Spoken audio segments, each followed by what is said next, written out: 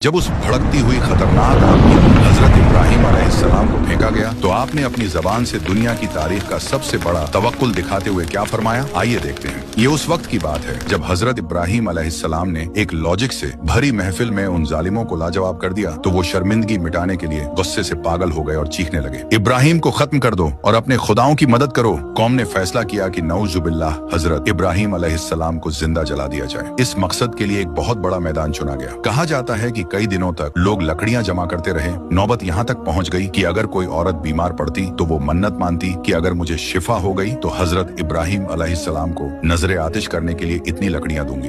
जब आग लगाई गई तो उसके शोले इतने बुलंद थे कि जब कोई परिंदा उसके ऊपर से गुजरता तो वो उस गर्मी से जलकर गिर जाता। अब मसला ये था कि इतनी तेज आग के करीब कौन जाएगा। मरदूद शैतान ने उन्हें मंजनीक बनाने का आइडिया दिया। इब्राहिम अलैहिस्सलाम को रस्सी से जकड़कर मंजनीक में रखा गया ताकि उन्हें दूर से आग में फेंका जा सके। जब मंजनीक की रस्सी काट दी गई, हजरत इब्राहिम अलैहिस्सलाम को हवा में उछाला गया। आप उस भड़कती हुई खतरनाक आग की तरफ जा रहे थे। जमीन पर कोई उनका मददगार नहीं था। ठीक उसी वक्त हवा के दरमियान हजरत जिब्राइल अलैहिस्सलाम हाजिर हुए। उन्होंने पूछा, ए इब्राहिम, क्या आपको कोई हाजत है? क्या मैं आपकी मदद करूं? आपने जिब्राइल अलैहिस्सलाम को देखा और फरमाया, तुमसे नहीं, तुमसे मुझे कोई मदद नहीं चाहिए। और फिर अपनी जबान से दुनिया की तारीख का सबसे बड़ा तवक्कुल दिखाते हुए फरमाया, हस्बुनल्लाहु व निअमल वकील, यानी मेरे लिए अल्लाह काफी है और वो बेहतरीन कारसाज है। अभी इब्राहिम अलैहिस्सलाम आग की लपटों तक पहुंचे भी नहीं थे कि अल्लाह की रहमत जोश में आ गई। अल्लाह ने बराह रास्त डायरेक्ट आग को हुक्म दिया। अल्लाह ने फरमाया, कुलना या नारु कूनी बर्दन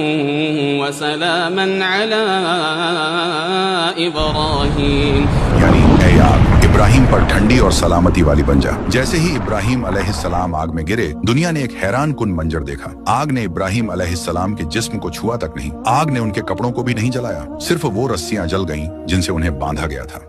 हजरत इब्राहिम अलैहिस्सलाम आग के दरमियान बड़े सुकून से बैठ गए। रिवायत में आता है कि अल्लाह ने वहां जन्नत से एक तख्त और फूलों का बाग पैदा कर दिया। साइंस आज भी हैरान है कि वो आग हजरत इब्राहिम अलैहिस्सलाम को क्यों कुछ भी नहीं कर सकी, क्योंकि साइंस सबब यानी कॉज देखती है और अल्लाह मुसब्बिबुल असबाब यानी क्रिएटर ऑफ कॉजेस है। आग की अपनी कोई मर्जी नहीं, सिर्फ और सिर्फ अल्लाह के हुक्म की गुलाम है। आपने अभी तक अल्लाह की कुदरत के लिए कमेंट और शेयर भी नहीं किया।